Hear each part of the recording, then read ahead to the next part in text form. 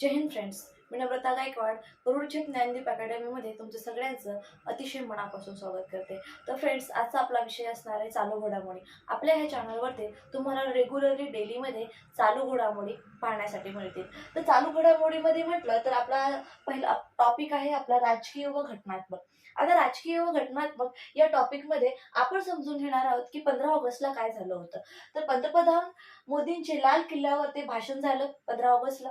त्याचबरोबर 15 ऑगस्ट 2023 रोजी देशाच्या 77व्या स्वातंत्र्य दिनानिमित्त पंतप्रधान झाल्यापासून लाल किल्ल्यावरती म्हणजेच देशातील संबोधित केलेले 90 मिनिटाचे भाषण हे नरेंद्र मोदींनी केलेले आहे. कधी केलेले आहे तर 15 ऑगस्ट 2023 मध्ये. आता आपण चालू घडामोडीमध्ये हेही समजून घेणार आहोत की कशा प्रकारे आयोग हा आपल्याला प्रश्न विचारतो आणि त्याचबरोबर आपली तयारी ही कशी असली पाहिजे. तर पंतप्रधान मोदींनी लाल किल्ल्यावरती भाषण केले. त्यामध्ये 15 ऑगस्ट 2023 रोजी देशाच्या 77व्या स्वातंत्र्य दिनाच्या निमित्त पंतप्रधान झाल्यापासून म्हणजेच नरेंद्र मोदी पंतप्रधान झाल्यापासून त्यांनी किल्ल्यावरती किती वेळेस भाषण केलेलं आहे? 10 वेळेस. 10व्यांदा देशाला संबोधित केलं आहे आणि त्यांचं भाषण हे 90 मिनिटाचं भाषण आहे. 90 मिनिटाच्या भाषणामध्ये पंतप्रधान नरेंद्र मोदींनी 2015 साली 86 मिनिटाचं भाषण हे केलेलं आहे. 86 मिनिट हे भाषण त्यांनी देशाला संबोधून दिलेलं आहे. तर या भाषणामध्ये जर म्हणायला गेलं 86 मिनिटाचं भाषण हे संबोधून दिलं आहे. तर जवाहरलाल नेहरू यांनी 72 मिनिटं हे भाषण केलेलं आहे. पण त्यांना क्रॅक करून म्हणजे त्यांच्यापेक्षाही जास्त वेळ जर भाषण कोणी केलं असेल तर पंतप्रधान नरेंद्र मोदी यांनी 2015 साली केलेलं आहे. त्याचबरोबर 2016 स्वातंत्र्य दिना दिवशी 94 मिनिट मिनिमम 94 मिनिट हे भाषण 2016 मध्ये नरेंद्र मोदींनी 15 ऑगस्टला त्यांनी केलेलं आहे. त्याचबरोबर 2017ला त्यांनी 56 मिनिटं भाषण केलेलं आहे.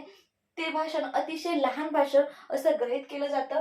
त्यानंतर जवाहरलाल नेहरू आणि इंदिरा गांधींनी अनुक्रमे 1954 आणि 1966 मध्ये प्रत्येकी 14 मिनिटाचे सर्वात लहान भाषण केलेलं आहे. तर यावरती जर आयोग प्रश्न कसा विचारू शकतो तर ते आपण थोडक्यात समजून घेऊया. तर पहिल्यांदा आयोग प्रश्न विचारू शकतो की पंतप्रधान मोदींचे लाल किल्ल्यावरती कितवे भाषण आहे? तर लक्षात असलं पाहिजे कितवे भाषण आहे? 10वे भाषण होते. त्याचबरोबर आतापर्यंत त्यांचा जो कार्यकाल आहे तो आतापर्यंतचा जो कार्यकाल आहे 15 ऑगस्ट 2023 पर्यंतचा जो कार्यकाल आहे त्या कार्यकालापर्यंत म्हणजे त्यांनी 10 वेळा देशाला संबोधले आहे. त्यानंतर त्यांनी दुसरा प्रश्न आयोग असा विचारू शकतो की 2015 साली नरेंद्र मोदींनी किती मिनिटे भाषण केलं होतं? नरेंद्र मोदींनी किती मिनिटं भाषण केलं होतं? हे ज्यावेळेस ही प्रश्न विचारला जाईल त्यावेळेस आन्सर असेल 86 मिनिट. त्यावेळेस त्यांनी जवाहरलाल नेहरूंच्या पुढे जाऊन ते भाषण केलेलं आहे. म्हणजेच जवाहरलाल नेहरूने 72 मिनिटं भाषण केलं. तर त्यांच्यापेक्षा जास्त वेळ जर कुणी भाषण केलं असेल तर ते नरेंद्र मोदी यांनी केलेलं आहे. त्यानंतर दुसरा प्रश्न विचारला जाऊ शकतो की कोणत्या साली केलेला आहे? तर 2015 या साली केलेला आहे. त्यानंतर 2016 स्वातंत्र्य दिना दिवशी नरेंद्र मोदींनी किती मिनिट भाषण केलेलं आहे? तर 2016 स्वातंत्र्य दिना दिवशी 94 मिनिट हे नरेंद्र मोदींनी भाषण केलेलं आहे. त्याबरोबर नेक्स्ट प्रश्न कसा विचारला जाऊ शकतो? 2017ला किती मिनिट नरेंद्र मोदींनी देशाला संबोधले आहे?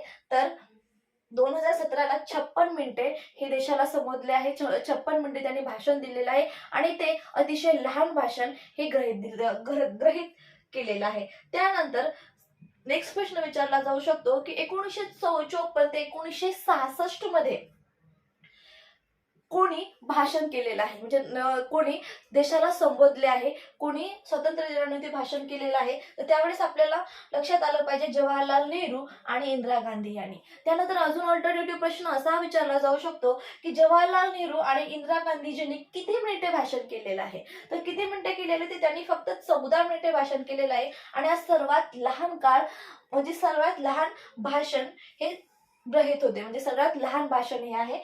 त्यानंतर नेक्स्ट प्रश्न असा विचारला जाऊ शकतो की जवाहरलाल नेहरू आणि इंदिरा गांधींनी कोणत्या साली अतिशय लहान भाषण दिलेलं आहे?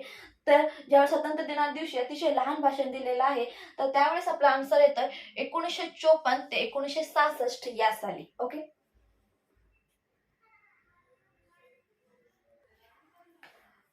जाणून घेऊयात की सर्वाधिक स्वातंत्र्य दिनाचे भाषणे कोणी कोणी केलेले आहेत। तर लाल किल्ल्यावर ते सर्वाधिक स्वातंत्र्य दिना दिवशी कोणी कोणी भाषण केलेलं आहे ते आपण समजून घेऊ, ज्याच्यामध्ये आपल्याला मिनिमम प्रश्न म्हणजे कंटिन्यू प्रश्न विचारले जातात, तर ते आपण समजून घेऊयात। तर पंडित जवाहरलाल नेहरू यांनी मिनिमम किती वेळेस भाषण केलेलं आहे लाल किल्ल्यावर, ते तर 17 वेळेस भाषण केलेलं आहे। त्याचबरोबर इंदिरा गांधी यांनी 16 वेळेस भाषण केलेलं आहे। मनमोहन सिंग यांनी 10 वेळेस भाषण केलेलं आहे। त्यानंतर नरेंद्र मोदी यांनीही 10 वेळेस भाषण केलेलं आहे। अटल बिहारी वाजपेयी यांनी 6 वेळेस लाल किल्ल्यावर ते भाषण केलेलं आहे आपल्या देशाला संबोधून। त्यानंतर राजीव गांधी आणि पी.व्ही. नरसिंहराव प्रत्येकी 5 म्हणजे प्रत्येकी 5 वेळा त्यांनी प्रत्येकी 5 म्हणजे दोघांनी 5-5 वेळा हे देशाला संबोधून भाषण केलेलं आहे। त्यानंतर मोरारजी देसाई आणि लाल बहादूर शास्त्री प्रत्येकी 2 वेळेस असं भाषण केलेलं आहे।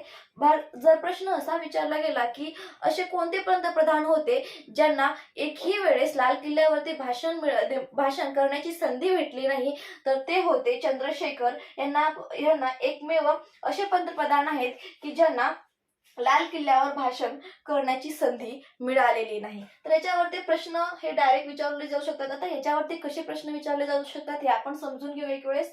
तर पंडित जवाहरलाल नेहरू जर प्रश्न विचारला गेला तर सर्वाधिक स्वातंत्र्य दिनाचे भाषण कोणी केलेलं आहे, सर्वाधिक म्हणजे सगळ्यात जास्त, तर म्हटलं गेलं पंडित जवाहरलाल नेहरू यांनी केलंय।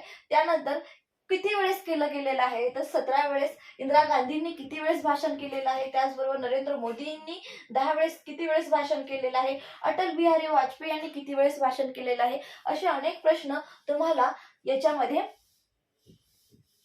विचारले जाऊ शकतात। तसं राजकीय व घटनात्मक घडामोडीमध्ये आपण समजून घेतलेलं आहे की पंतप्रधान नरेंद्र मोदी यांनी किती मिनिटे भाषण केलेलं आहे। त्याचबरोबर त्यांचा 2015 पासूनचा जो कार्यकाल आहे तो कशा पद्धतीने दरवर्षी त्यांनी किती मिनिटे हे लाल किल्ल्यावरती देशाला संबोधले आहे। त्याचबरोबर आतापर्यंत किती पंतप्रधानांनी आपल्या देशाला संबोधून लाल किल्ल्यावरती भाषण दिलेलं आहे आणि कोणते असे पंतप्रधान आहेत की ज्यांना संधी मिळालेली नाहीये लाल किल्ल्यावर ते भाषण देण्याची, तर एकमेव पंतप्रधान होते ते चंद्रशेखर। तर हे आपण या व्हिडिओमधून समजून घेतलेलं आहे। तर नेक्स्ट व्हिडिओमध्ये आपण जाणून घेऊ साचेबंद लिंग विचारसरणीबाबत। तर आपल्या या चॅनलवरती रेग्युलरली तुम्हाला नवीन जे जनरल नॉलेजचे आहे ते नवीन व्हिडिओज पाहायला भेटतील, ज्याच्यामध्ये तुमचे जनरल नॉलेज म्हणजे जीके हे पूर्णपणे कव्हरअप होईल।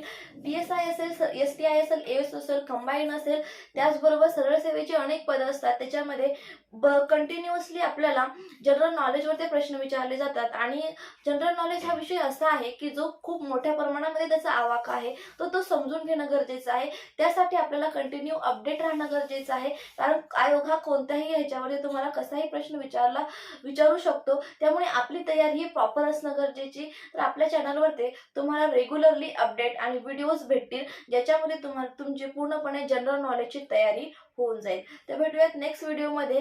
त्या अगोदर आपले जे काही व्हिडिओज आहेत, त्याचबरोबर आपले MP कंबाईन असेल, पोलीस भरती असेल, सरळ सेवेचे जे काही पदं असतील त्याचे आपले लाईव्ह बॅच त्याचबरोबर रेकॉर्डेड बॅच चालू होत आहे। तर खाली दिलेल्या व्हॉट्सअप लिंकला क्लिक करा आणि जॉईन करा व्हॉट्सअप ग्रुपला। त्या व्हॉट्सअप ग्रुपमध्ये तुम्हाला डेलीमध्ये जे काही अपडेट्स असतील ते तुम्हाला मिळून जातील। त्याचबरोबर आपण जे काही व्हिडिओजमध्ये घेतो त्याच्या नोट्सही तुम्हाला तिथे प्रोव्हाइड होतील। तर भेटूयात नेक्स्ट व्हिडिओमध्ये। Take care, bye bye all of you.